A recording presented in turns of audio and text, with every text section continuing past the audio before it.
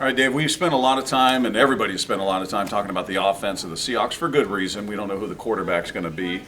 Still, it seems to be up for debate, and that'll sort itself out. But the other side of the ball hasn't gotten a lot of attention, but you saw some interesting performances in game one of the preseason, most notably from a guy that got a little hype coming in, and I think the intrigue is become even more evident after Michael Robinson said he calls him the baby Patrick Willis, and that's Bobby Wagner. And I saw him show up in a lot of plays, and we talked about this on the show today, but just give me your thoughts on what you saw out of a guy that's getting a lot put on his shoulders. He's got to make the calls in that huddle and get everybody in the right spots. That's a lot for a rookie. What'd you think of his performance?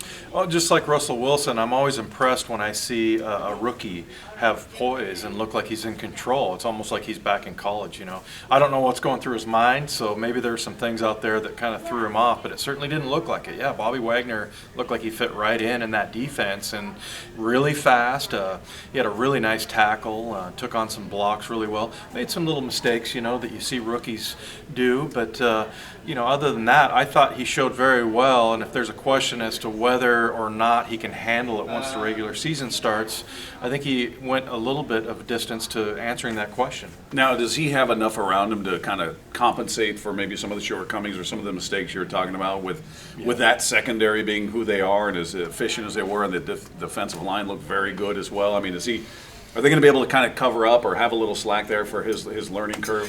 One of the guys that will really help him is KJ Wright, and there's a possibility that if they don't want to put too much on his plate when the season starts, if he's going to start at middle, that KJ calls the huddle and KJ takes care of some of the checks. He's just one of those guys that's just built that way. He started at middle linebacker as a rookie last year at San Francisco, and he was an outside backer. So here he has learned two spots, you know, and now he's playing middle, which is probably more complicated. So he can help Bobby out a little bit there too, so that he's going to be really valuable to him, as well as some of the guys you talked about, you know, Cam Chancellor.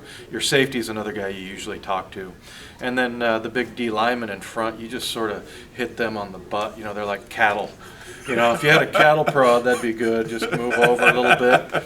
But, yeah, that's all you need to say to those guys. Now, Bruce Irvin, the number one pick, the first-round pick of the Seahawks, I saw him, for whatever reason, didn't get credit for a tackle, but he did have a tackle for a loss. But outside of that, I didn't see much of him. I saw him kind of get manhandled a few times. And, you know, from the layman, I'm looking at him going, all right, he's going up against some backups in there, and they seem to be handling him all right. And it is still just one game of the preseason. But was there anything you saw in his game that concerned you, or was that about what you expected? What did you think of his performance?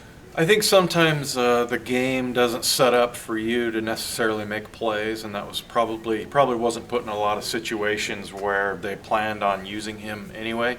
A couple of things I saw him do in the run game were positive. I think he's largely thought of as just a pass rusher. You look at Chris Clemens and you see that a guy that size can play the run if he uses the proper technique, and I saw him do that a little bit, and just his quickness. But I think the reason why I didn't expect to see a whole lot, I was hoping that there would be that situation where it's 3rd and long, here comes the crowd, he's singled up, coming off the edge, and just see how he does, and it just never really came up. So. But I think he's continuing to work well, and you hear a lot of talk from his teammates, and that's what I always gauge that on. If you hear guys, when you interview like a guy like Cam Chancellor, and he's talking about Jason Jones, I mean, when one player mentions another one, that's when you know that the guy's playing well, and Bruce Irvin being mentioned a lot by his teammates. Well, reasons to feel very good about the defense. Still questions around the quarterback and some areas of the offense, but the defense, like last year, probably going to carry the load for this team.